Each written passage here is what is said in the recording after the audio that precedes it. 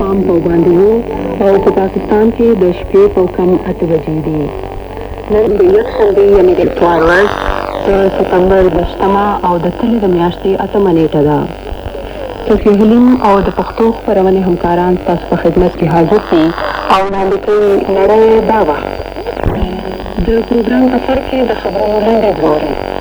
نن ورځ زموږ په نیویارک کې د نړۍ د مشرانو یوه لویه سرمشینه غونډه چې د نړۍ ګرد چاپېره د ماشومانو سره د مرستو د لارې د منلو په غرض دایره شوې ده پرانېستله. د هند صدراعظم په خپل سیاسي کې د خپل هغه پروګرام د عملي کولو په هکله چې د ټیټې طبقې خلکو لپاره د وظیفو څخه اهمیت راکوي د اعتماد رایې ګټلې دي. د پاکستان پخواني صدراعظم بېنظیر بوټو د لومړي ځل لپاره په دې باندې د غلا او رشوت د تورونو لګولو له امله د ځواب ورکولو په غرض یوې خاصې محکمې ته حاضره شوې وه. د خبرونو وروسته په نړۍ دا وخت کې د هند وزیر اعظم مرستیال ډیوي لال د استعفا او د پاکستان د پخواني وزیر اعظم د جنت بټو په کراچۍ کې خصوصي عدالت ته د حاضرېدو راپورونه او هم د نن ورځې د برطانیې ورځپاڼو په یوه کتنه شامله ده. د خپرونې په دویمه برخه کې راشه درشونه اورېدی شئ، خو اول خبرونه ویان کمال بهزادي. جمهور رئیس بش په نیویارک کې د نړۍ د مشرانو یوه لویه سرمشیزه غونډه چې مقصد یې د نړۍ ګرد چاپېره د هغو ماشومانو د کړېدو له منځه وړلو ته د لارو پیدا کولو پرانېستله. ده د غونډې ګډون کوونکو ته وویل چې په راتلونکي ساعت کې به زر تنه ماشومان له منځه ولاړ شي او اکثر به هغه ماشومان وي چې وژغورلی شي که چیرې حکومتونه خپل مسؤلیتونه په نظر کې ونیسي. د ماشومانو په موضوع باندې د سرمشیزه غونډې رایېدل د لومړي ځل لپاره د نړۍ د مشرانو راټولېده د ټولو نه لویه غونډه ده چې پکې برخه اخلي. ټاکل شوې ده چې د نړۍ مشران به یو پرېکړهلیک د ماشومانو د حقوقو د ساتنې په هکله لاسلیک کړي او تر راتلونکې پېړۍ پورې به د ماشومانو لپاره د اقدام کولو یو پلان په نظر کې ونیسي. پرون اکثرو مشرانو په ورته سیمه ییزو او ذاتالبیني غونډو کې برخه اخیستې وه تر څو چې څرنګه کېدای شي د اړو ماشومانو د ژوندانه د حالت د ښه کېدو لارې وڅېړي. د ملګرو ملتونو د ماشومانو د ساتنې وجهي صندوق اټکل کړی چې په ورځ کې 45,000 تنه ماشومان د هغو ناروغیو نه چې مخه یې نیوله کېدای شي خپل ژوند د لاسه ورکوي. د هند صدراعظم ښاغلی جي پي سنګ خپل مشرتابه ته د خطرناکه چلۍ په مقابل کې چې د هند ځوانو د ټیټې طبقې خلکو ته د دولتي زیاتره وظیفو د ورکولو له امله د ناندریو ډک بحران یې رامنځته کړی دی بچ شوی. ښاغلي سنګ په ډیلي کې د خپل ګوند جنتادال د پارلمان د غړو اعتماد ګټلی سره د دې چې ګوند د دې پروګرام د عملي کولو سره مخالفت کاوه او نتیجه یې په بېساري ډول د اختلاف رامنځته کېدل شول. خو اوس یې ملاتړ کړی دی. پخوا د هند یو بانفوذه سیاسي شخصیت ښاغلي ډیوي لال د پارلمان نه خپله استعفا وړاندې کړې وه او ویلي وو چې له دې وروسته دی په دې موضوع باندې د حکومت ملاتړ نشي کولی. پیکینګ د یوې برطانوي ورځپاڼې هغه راپورټ رد کړی دی چې وایي یوې چینایي کمپنۍ موافقه کړې ده چې عراق ته نادره کیمیاوي مواد واستوي، هغه چې به د کیمیاوي وسلو او د توغندیو د سپڼو د موادو په جوړولو کې تر استفادې لاندې ونیولی شي. په راپورټ کې ویل شوي دي چې د شمالي چین د یوې صنعتي کارخانې یوې څانګې په پټه سره موافقه کړې ده چې بغداد ته د لیتیوم هایدراید 7 تنه کیمیاوي مواد ورکړي او وایي چې دغه موافقه په څرګند ډول د عراق په ضد په تجارتي راکړې ورکړې باندې د لغوه شوي بندیز نه تېری کول دي چې د پیکینګ لخوا یې ملاتړ شوی. خو د چین د بهرنیو چارو وزارت دغه راپور په پښتو توګه بې اساسه توضیح کړی دی. د فلسطین د یوې افراطي ډلې مشر ابونضال د عراق د جمهور رئیس صدام حسین د پالیسیو سره په اوسني بحران کې خپل ملاتړ څرګند کړی. ابونضال چې د فتح د انقلابي شورا مشر دی په یوه لیک کې چې د عراق د رسمي مطبوعاتو لخوا خپور شوی خپل ملاتړ څرګند کړی. په بغداد کې د بي بي سي او خبریال وایي چې دا د جمهور رئیس صدام حسین بل کفایت دی چې متحدین ځان راجلبولی شي هغه چې خپله رویه یې بنده کړې ده. ابونضال 15 کاله پخوا د عراق نه ایستل شوی و او لکه د نورو فلسطیني مشرانو په شان ده ته د اوسني بحران د رامنځته کېدو تر وخته پورې دومره اهمیت نه و ورکړی شوی. د امریکې د بهرنیو چارو وزارت خو امریکایانو ته چې د هېواد نه بهر دي نوی خبرداری ورکړی او ویلي دي چې په دې عقیدې دي چې د عراق په ملاتړ په اروپا او منځني ختیځ کې د تروریزم تعدید مخ په زیاتېدو دی او په خاص ډول یې خبرداری ورکړی څه وخت چې خلک د امریکې نظامي او ملکي ودانیو ته نږدې وي خورا زیات محتاط اوسي. جمهور رئیس بوش ویلي دي چې دی په مستقیمه توګه جمهور رئیس صدام حسین په هر هغه امریکایي هدف باندې د حملې کولو مسؤول ګڼي. د دوی د ملي امنیت مشاور ښاغلي برنټ سکوکرافت ویلي دي داسې علایل موجود دي چې د عراق مشر د تروریستي سازمانونو د مشرانو سره خبرې اترې ترسره کوي. چین د جاپان د هغو پلانونو په هکله چې به خپل غیر جنګي قواوې د نورو نړیوالو قواوو سره په خلیج کې د یو ځای کېدو لپاره واستوي خپله اندېښنه څرګنده کړې ده. په پیکین کې یو حکومتي ویان په دوهمې نړیواله جګړې کې د جاپان رول ته ګوته ونیوه او وویل چې د چین او د اسیا د نورو هېوادونو خلک به بل څه بلکې د جاپان د پلان له امله نګرانه وي. ټاکل شوې ده چې د جاپان پارلمان به غونډه وکړي تر څو چې دغه وړاندیزونه په راتلونکې میاشتې کې تر غور لاندې ونیسي. یوې هندي بیړۍ چې زیاتره له 200 تنه هندي اتباع یې له عراق نه لېږدولي د دوبۍ د رشید په بندر کې لنګر اچولی دی. دغه مسافرین هند ته د استولو په غرض د سفر په بارانو معاشرې لپاره د الوتکو د خاصې الوتنې په وسیلې سره منتقل کړی شوي دي. ټاکل شوې ده چې یوه بله هندي بیړۍ چې تقریبا 2,000 تنه آسیایي اتباع پکې د سفر په حال کې دي سبا به دوبۍ ته ورسېږي او د لومړي ځل لپاره د برطانیې بحري قواوې دغې بیړۍ ته له هغه وخت نه چې د خلیج بحران پیل شوی دی ورننوتي دي او د بیړۍ د پلټلو نه وروسته یې اجازه ورکړې ده چې خپل حرکت ته دوام ورکړي. د پاکستان پخوانی صدراعظم بېنظیر بوټو په کراچۍ کې د لومړي ځل لپاره یوې خاصې محکمې ته احضار شوې ده تر څو چې په دې باندې د شویو ادعاګانو له امله چې د قدرت نه ناوړه استفاده کړې ده ځواب ووایي. بېنظیر بوټو چې په دې باندې لګول شوي تورونه رد کړي دي د دې محکمې قدرت یې په رسمیت نه دی پېژندلی.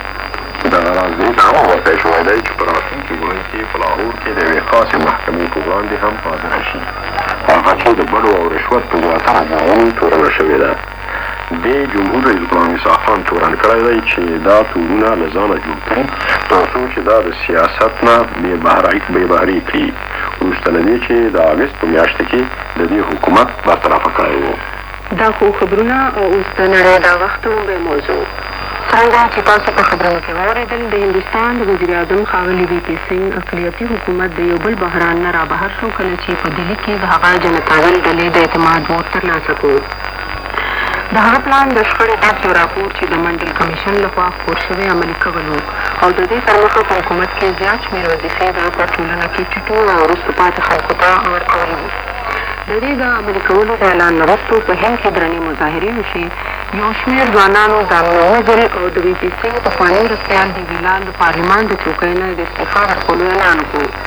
په دهلي کې بي بي سي سره په یو مرکه کې ښاغلي دیوي لال وویل मंडल कमीशन की रिपोर्ट है इसमें बिल्कुल मिसहैंडलिंग की है किसी से बनाने की ना योगी पार्टियों से ना अपोजिशन पार्टी د منډل کمیشن راپور غلط دی. دوی نه چا سره مشوره کړې ده او نه د حکومت او د مخالف ګوندونو نه پوښتنه کړې ده. ښاغلي دیوي لال وویل زه د منډل کمیشن مشر یم ما سره هم مشوره نه ده کړې. هغه وویل ما استعفا ځکه ورکړې ده چې په ملک کې حالات داسې دي واړه واړه ماشومان لګیا دي ځانونه وژني. ما هغوی تعقیل کړی دی چې دوی د ځانونه نه وژني که خپله خواشیني څرګندوي نو بغیر د تشدد نه دی داسې کوي. د ښاغلي دیوي لال د استعفا خبر په داسې وخت کې راغلو کله چې د جنتازل اقلیتي حکومت د وي پي سنګ د سمدستي فیصلې نه وروسته چې د وظیفو د ټاکلو د تشدد د یو لړ پېښو په باب د بحث لپاره راغونډ شوي وو. د تشدد په دې پېښو کې شمالي هند کې 80 نه زیات خلک وژل شوي دي. په دې هکله د دهلي نه زموږ خبریال پیټر نیټن شاید داسې راپور ورکوي. د ښاغلي دیوي لال اهمیت د هند په روان سیاسي حالت کې مبالغه‌آمیزه نه دی. د مخالفو سره متحد کړل او تېر کال د دغه هلوځلو په رڼا کې د ښاغلي رجیب ګاندي د کانګرس ګوند ماتې وخوړه او د جنتا دل د ګوند د مشر په حیث ښاغلی وي پي سنګ د صدارت کرسۍ وګټله. خو څه وخت چې د اګست د میاشتې په سر کې دی د صدراعظم د مرستیال په حیث برطرفه کړی شو دا ټولې خبرې له نیمګړتیاوو سره مخامخ شوې. بیا هم د دا ضابطه درلوده چې وښیي د ده قدرت ته به په اهمیت په سترګه وکتلی شي.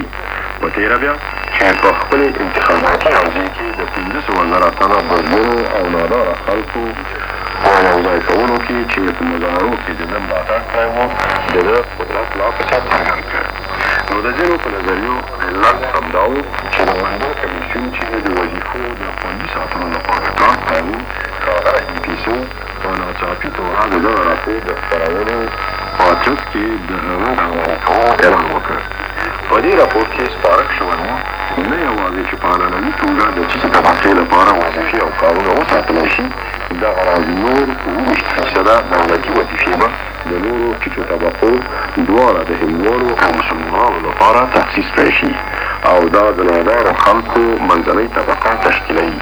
نو دا چې تصمیم ونیولی شو چې د وظیفو تعمیه عملي کړي، مظاهرې، تعهدات، خودکشۍ او د ښاغلي بي سنګ او د نورو حکومت لپاره نوی بحران رامنځته شو.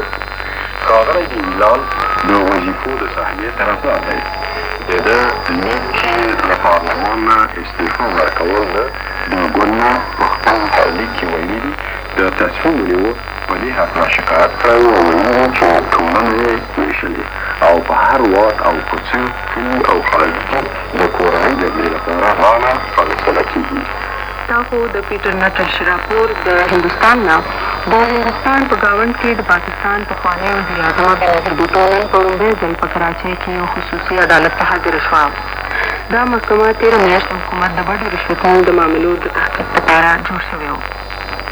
د کراچۍ نه لیز دوست په خپل راپور کې وایي د کراچۍ دا عدالت د خلکو نه ډک و او بېنظیر اخباروالاو ته وویل دا د خصوصي عدالتونو اختیار نه مني. خو دا ښودنه غوښتل چې د دې په ضد کوم تورونه لګول شوي دي دا د هغې مجرمانه ده. تر اوسه د بېنظیر په ضد 4 دعوې شوي دي. په دې کې 2 په کراچۍ کې دي چې د کراچۍ د برېښنا د ادارې د پراختیا په باب د یو قرارداد په معامله ده او بله د مالکو د سودا د یو قرارداد په هکله ده. بېنظیر بوټو جمهور رئیس غلام اسحاق خان په دې تورن کړو چې د دې او د دې د خاوند د بې اعتباره کولو کوشش کوي او غواړي چې دوی د عدالتونو کې وښلي چې د راتلونکي میاشت د انتخاباتو په کمپین کې برخه وانخلي. عدالت ته راغلي د بېنظیر بوټو وکیل او پخوانی لوی څارنوال یحیی بختیار وویل دوی رسمي بلنلیک نه دی ترلاسه کړی، خو عدالت ته ځکه راغلی دی چې د لوی عدالت مشر ښاغلي وجیه الدین احمد ته خپل احترام ښکاره کړي. ښاغلي بختیار د بېنظیر نه وړاندې حکومتونو په دې تورن کړل چې په میلیونو ډالرو نه یې په ناوړه توګه استفاده کړې وه او انتقاد یې وکړو چې داسې قسمه عدالتونه یو اړخیزه دي چې تر اوسه یوازې د بېنظیر بوټو د پیپلز ګوند غړي رابلي. لوی قاضي وجیه الدین احمد ښاغلي بختیار ته ډاډ ورکړو چې داسې هلې ځلې به کولی شي چې بېنظیر بوټو د خپل د انتخاباتو کمپین وړاندې بوځي او دا چې د هغې مناسب دفاع به کولی شي. هغه دا خبره په ګوته کړه چې یو ځلې هغه د دې جرمونو څخه انکار وکړي نو بیا پیټې به په حکومت وي چې د هغې په ضد دا تورونه ثابت کړي. وجیه الدین احمد د ښاغلي بختیار دا خواستو نه منلو چې عدالت دی تر هغه معطل وي تر څو د اکتوبر په 24مه نیټه قامي انتخابات وشي او په دې هکله د عدالت د اصولو مثال ورکړو. خو هغه بېنظیر ته دا اجازه ورکړه چې د لاهور عدالت ته د اکتوبر په 2مه او 9مه نیټه حاضره شي او په کراچۍ کې د عدالت بله غونډه د اکتوبر 10مه وټاکله. دا راپور موږ ته لیز دوست د کراچۍ نه رالېږلی و او اوس د برطانیې ورځپاڼو ته یوه کتنه. د برطانیې ورځپاڼو د خلیج په بحران خپله خوښۍ اوس هم د لاسه نه ده ورکړې. د نن د سنډې کورسپانډنټ بونې ورځپاڼې په ولمي پاڼه دا مضمون خپور کړی دی چې د برطانیې د استخباراتو د اژانس MI شپږم تر مخه په خلیج کې متحده قواوې به راتلونکي 6 اونیو کې په جنګ اخته شي. د راپور بنیاد د هوا په بدلون، د امریکې پوځي قواو په راغونډېدو، د کانګرس د منځنیو د انتخاباتو چې د نومبر په 6مه نیټه کېږي او په کویت کې د عراق د فوجونو لخوا رسولې تاوان دی. خو بل خوا یوه بله ورځپاڼه سنډې ټایمز د دې مخالف اټکلونه کړي دي. د دې ورځپاڼې یو خبریال چې په واشنګټن کې دی وایي چې د حکومت یو لړ بیانونه خارجي وزارت او پینټاګان ټول په دې موافقه کوي چې امریکا اوس عراق سره د اوږدې مودې یو ډیپلوماتۍ او اقتصادي ټپلې جنګ ته غاړه ایښې ده. د یو ستر مامور د وینا تر مخه ورځپاڼه لیکي صدام حسین ته ماتې ورکولو لپاره ضروري نه ده چې جنګ وشي، دا کار د جنګ نه بغیر هم کېدی شي. د انډیپنډنټ نومې ورځپاڼې یو بل شاعر اټکل کړی دی. دا وایي چې عراق ته دا محسوسه کړه چې جنګ زر پېښېدونکی دی نو پخپله به پرې پیل وکړي او په خلیج کې د تیلو منبع به له منځه یوسي. د ابزرور نومې ورځپاڼې داسې شهادتونه چاپ کړي دي چې د هغې تر مخه ښایي چین په عراق کې کیمیاوي مواد لیتیم هایدراید خرڅ کړی دی کوم چې اټومي بستې جوړولو کې په کار راوستلی شي. ورځپاڼه وایي دا مواد هایدروجن بم په جوړولو کې په کار راځي. دا زیاتوي چې تر اوسه 5 ملکونه هایدروجن بم لري خو کېدای شي صدام حسین دا مواد جمع کړي چې په راتلونکي کې د داسې قسمه وسلو د جوړولو لپاره یې په کار راولي. چین د پخوا نه انکار کړی چې دوی عراق ته لیتیم هایدراید خرڅ کړي دي. یو بله ورځپاڼه سنډې ټیلیګراف د CIA د راپورونو تر مخه وایي چې عراق به ډېر ژر د امریکې د پوځونو په ضد میکروبي جنګ کولو زور به ترلاسه کړي او هم په دې جمهور رئیس بوش تر فشار لاندې دی چې د عراق په ضد د فعالیتونو امر وکړي. د برطانیې په ورځپاڼو کې د خلیج په باب نور مضمونونه هم چاپ شوي. په یو کې وایي ماسکو امریکې ته اشاره ورکړې ده چې په خلیج کې جنګ پیل کړي. یو بله ورځپاڼه وایي که د برطانیې په پوځونو په کیمیاوي وسلو یرغل وشو نو دوی به په تکتیکي اټومي وسلو د دې جواب ورکوي. یو بل راپور کې وایي په عراق کې عام خلک اوس د خوشحالېدو په ځای فکرجن دي چې کېدای شي دوی بیا د یو اوږدې مودې د جنګ سره مخامخ شي. ګرانو اورېدونکو همدې سره د نړۍ دا وخت پروګرام پای ته رسي. اوس وړاندې کوو خپل مورزمې ادبي پروګرام راشه درشه. راشه درشه خوږو اورېدونکو ښه اوسئ. دا دی یو وار بیا زه محمد اکبر او زما ملګري صفي علیم ستاسو په خدمت کې حاضر شوي یو. محترم اورېدونکو اکبر خو داسې په تادۍ لګیا یې چې اکثره د راشه درشه په پروګرام کې زما نه سلام هېر کړي. خو خیر نن زما سلامونه هم ومنئ. صفي خدای د اورېدونکو ته سلام کول غواړي او که نه زما نه ګیلې کوي. ولې زه دواړه دې وکړل سلام هم وشو او ګیلې هم وشوې. خو راځه چې یو بله ډېره زړه ګیله راتازه کړو. یو محترم اورېدونکي ګیله دا اورېدونکی ښاغلی میر اسلام خان دی چې د بنو ضلعې د سرای او رنګ نه یې مونږ یاد کړي یو او ډېر پخوا یاد کړي. اکبره ګمان کوم دا به هماغه ښاغلی اورېدونکی دی چې د پښتو بېلابېلې لهجې د پښتنو بېلابېلې ژبې ګڼلې دي. بلکل صفي دې ورو ویلي وو چې تاسو څنګه د یوې پښتو خبرې کوئ او څنګه ګڼئ چې ګنې پښتو د دفتر او ښوونځي ژبه جوړېدلی شي. ده زیاته کړې وه نورې سیمه به پرېږدو بنو به وګورو. په بنو کې د بنو د ښار بنوسي ژبه د مروتو له ژبې نه، د مروتو ژبه د وزیرو له ژبې نه، د وزیرو هغه د مسودو او بیټنو له ژبو نه، او په دې ډول د ټولې د خټکو د ژبو نه جدا دي. بیا پکې د دولو ژبه وګورئ. په بلوچستان کې د پښتنو د فیلونو او قبیلو ژبې وګورئ. د کوهاټ او پېښور د اوسېدونکو ژبې وڅېړئ او په دې ډول داسې پسې واخلئ. اسلام خان وروره راځه چې دا ټولې خبرې لږې ښې سره سپین کړو. تاسو ویلي چې پښتو دفتري ژبه نشي جوړېدلی. ولې دلیل مو ورله نه دی ښودلی چې څه نشي جوړېدلی؟ که دلیل یې دا وي چې د پښتنو بېلابېلې قبیلې بېلابېلې لهجې لري او دا د لهجو توپیر مو د ژبو توپیر بللی وي نو ګمان نه کوم چې دا خبره به بل څوک در سره ومني. نورې به پرېږدو پخپله انګریزي وګورئ. د امریکې د انګریزۍ لهجه د برطانیې د انګریزۍ نه، د برطانیې لهجه د آیرلینډ د انګریزۍ د لهجې نه، د آیرلینډ د انګریزۍ لهجه د استرالیا او د نیوزیلینډ د انګریزۍ د لهجو نه، او بیا دا ټولې د انګریزۍ له هغو لهجو نه پوره مختلفې دي چې د هند او پاکستان خلک پرې خبرې کوي. یو ښه مثال یې دا دی چې د نورو ملکونو هغه خلک چې انګریزي ژبه یې ټول عمر زده کړې دي او ډېر په ډاډه زړه برطانیې ته راځي چې انګریزي خو ویلی شو. په لندن کې ټکسي کې سپور شي او د دې ټکسي چلوونکی په کاکني لهجه کې انګریزي وایي نو داسې خلک بیا حق حیرانوي چې خدایه دا کومه ژبه ده. ولې بیا هم انګریزي یوه ژبه ده او نه یوازې په امریکې او برطانیې کې بلکې پخپله په هندوستان او پاکستان کې هم د رسمي ژبې بڼه لري. او پاتې شوه دا خبره چې پښتو دفتري ژبه نشي جوړېدلی. نو د سره همدا د لهجو توپیر په افغانستان کې هم دی. ولې بیا هم پښتو دفتري ژبه منل شوې ده. دا د لهجو توپیر د ایران فارسي هم لري. ولې فارسي د ایران رسمي ژبه ده او همدا حالت د نړۍ په مخ د هرې ژبې وي. خو ګمان نه کوم چې د بلې ژبې ویونکي به هم دومره په زغرده خپله ژبه د نه دفتري کېدلو اهل وګڼي لکه څومره چې د یوه پښتون په توګه تاسو ګڼلې ده. او که خفه کېږئ نه نو ما ته خو بیا د پښتو هغه متل را یادېږي هغه چې وایي ولې ته به ورته وویل که ته به لاستې زمانه وې تبرګیه تا به رانه څوک پوښتې. اوس باید د بنو د یو شاعر ښاغلي سراج چاربیته ولولو. دا چاربیته څه د پاسه یو نیم سل کاله وړاندې د لاسه خان د غزا په ستاینه کې ویل شوې وه. ښاغلي سراج یو بنوسی شاعر او اسلم خان وروره موږ خو یې په پښتو ښه پوه شو نو ځکه یې تاسو ته هم اورو. وایي غزا یې د کافرو سره ډېرې وکړې ربه، په ورځ د آخرت د لاسه خلاص کړې له عذابه. سیک ورته ویل چې راوتلی یم په ننګه، نور خلک مې رایت کړل د لاسه ته ځم په بلنګه. پیسه نه راکوي کوټ او کلا به یې کړم ړنګه، که لږ کې ورنږدې شم دی به کړم سینه کبابه، په ورځ د آخرت د لاسه خلاص کړې له عذابه.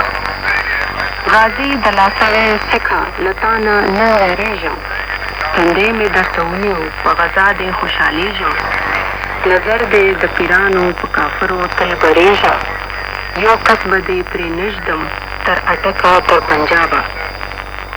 سیک ورته ویل د لاسه مه کړه سلامي شه، د جنګ طاقت دې نشته په رښتینې کلامي شه، راجه ته سلام وکړه په توبه په عاجزي شه، دا ملک به تا ته بخش کړم له بنو تر نیلابه، په ورځ د آخرت د لاسه خلاص کړې له عذابه.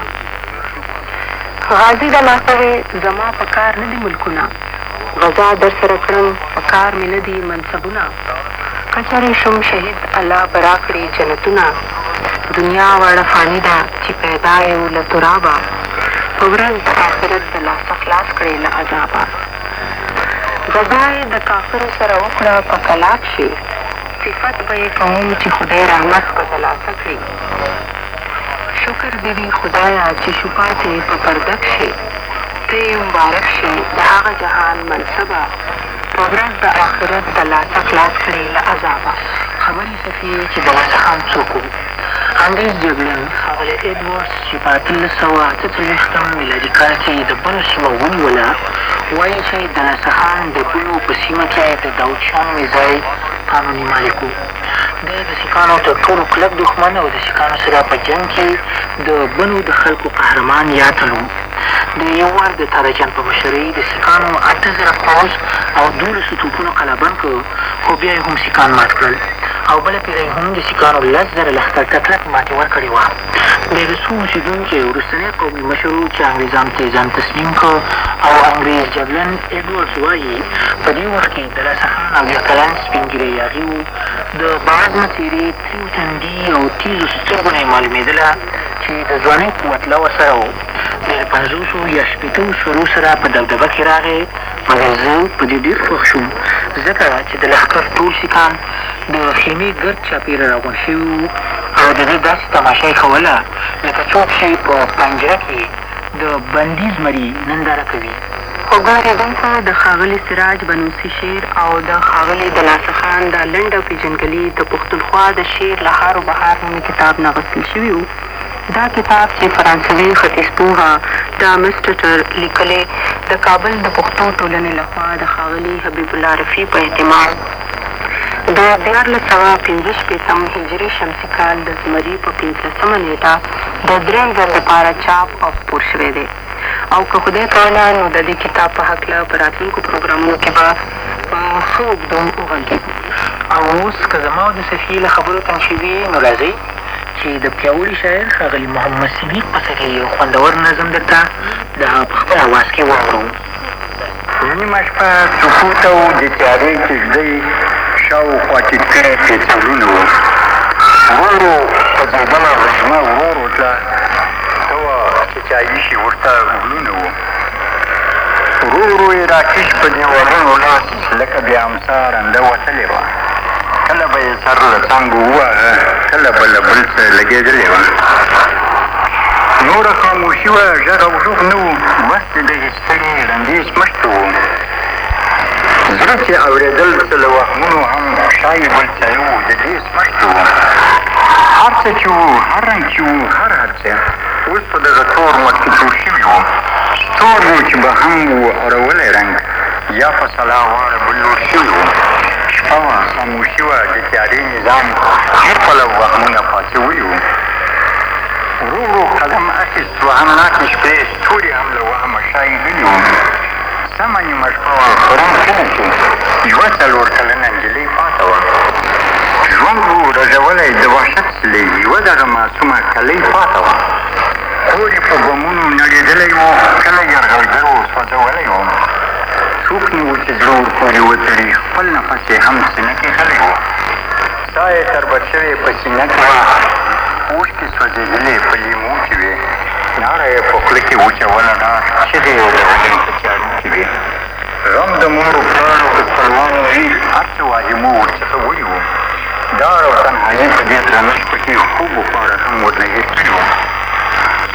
کله به د پلار جسد ته کېناسته، بېرته به بیا غلې ورنه پاڅېده. کله به د مور په مړي پرېوته، بیا به ترکېدلې ورنه پاڅېده. زړه یې د سینې په قفس سر واهه، هر څه ښکارېدل ورته بلا بلا. مور هم ورته وهم بلا کړې وه، هر طرف بلا وه، هره خوا بلې. شپه تر نیمې واوښتله، هغه شان مرګ په کلي چوری غورغلی وو. ویرې د ماشوم ځینو زړه زبل وهم په تنکي زړه اړولی وو. بس یوه معصومه بې ګناه مرغۍ هغه شان د مرګ په خوله ناسته وه. دا د چرملین و قیمتي هدیه ظلم ته، وحشت ته او حراس ته وه. دا و پیاوړی شاعر ښاغلی محمد صدیق پسرلی. صفي دا رښتیا ده چې که شعر وژباړل شي نو خوند او کیف پکې نه پاتې کېږي. صاحب سره اورېدلې مې دا صدیق خو څه وایي؟ صفي دا خبره به ما هم کوله، خو اوس یې نه منله. د اوس نه د څه مطلب دی؟ مطلب مې دا دی چې اوس ما د یوه شعر ژباړنه ولیدله. دا ژباړنه دومره خوندوره شوې چې ګمان نه کوم له اصلي شعره به یې اغېزه کمه وي. دا ژباړنه چا کړې ده؟ دا ځوان شاعر او لیکوال ښاغلی پیر محمد کاروان کړې. البته شعر د شعر په ژبه نه دی ژباړل شوی، بلکې شعر یې په نثر ژباړلی دی. شعر چې د ایران د نامتو شاعر پروین اعتصامي دی، د یتیم د اوښکې په نوم په یوه لنډ نثر کې داسې ژباړل شوی دی. په یوه ښکلي او مغروره ستورو ټوله لاره د خلکو نه ډکه وه، چې رانږدې شو نو خلکو چغې کړې: عمر دې ډېر شه باچا، عمر دې ډېر شه باچا. خلکو غونچې غونچې ګلونه ته وشیندل، ټوله لاره د ګلونو نه ډکه شوه. ډېر ګلونه د باچا د مغرور اصلح پورې لاندې شول. نور هم خپلې زرینې وړانګې د باچا په تندي وشیندلې، لکه چې هر کله یې ورته وایي او یا یې تندی ښکلول غواړي. د باچا د تاج غمیو د خلکو سترګې وبرېښولې. د یوه یتیم سترګې د باچا د تاج په غمیو کې منختې. د تاج د غمو له ځله د هغه سترګو برېښ وکړ. کابل جوړ د تاج غمي په یتیم پورې خاندي. یتیم په ډېرې حیرانۍ پوښتنه وکړه: دا ځلېدونکي څه دي؟ یوه ځواب ورکړ: موږ څه پوهېږو چې دا ځلېدونکي څه دي، خو ډېر څه قیمتي شی به وي. یوه زړه بوډۍ د یتیم خواته راغله او په ویجاړه لهجه یتیم ته وویل: بچیه ته رانه پېژنې؟ یتیم وویل: هو حاجي جانې نه یې پېژنم. د بوډۍ په سترګو کې اوښکې راغلې. یتیم د تاج له غمیو نه د بوډۍ اوښکو ته سترګې واړولې. بوډۍ په ژړغوني غږ وویل: بچیه دا ستا اوښکې دي، ستا د زړه وینې دي، او دا زما اوښکې دی او زما د زړه وینې دي. بوډۍ یو څو لاسویلی وښکه. د یتیم زړه لکه چینه وړې وړې چپې ووهلې. په سترګو کې اوښکې وځغلېدې، ځلېدونکې اوښکې. تا به ویل چې د پاچا د تاج سره د ښکلا سیالي کوي. او چې بوډۍ ور وکتل نو چغې کړې چې ای خلکو، دا دي هغه غمي چې د باچا د تاج د غمو نه هم زیات ګرځي. راشئ د خپل یتیم اوښکو ته وګورئ چې د خپل باچا په کاس کې درته د ټومبلو غمو قیمت معلوم شي. صاحب د یتیم اوښکې به ډېرې قیمتي وي، خو که ګړۍ ته وګورو نو د قیمتي غوښتنې هم داسې په منډو منډو په وړاندې خوځي چې که پروګرام مو ختم نه کړو نو یارې د مقبره هسې نه چې موږ هم اوښکې توی کړو. نو خوږو اورېدونکو جوړې خبرې ډېرې ګران شوې. ښه به دی چې اوس موږ اجازه راکوي تر بل پروګرامه پورې په لوی رب سپارلي. خاص او ودان اوسئ.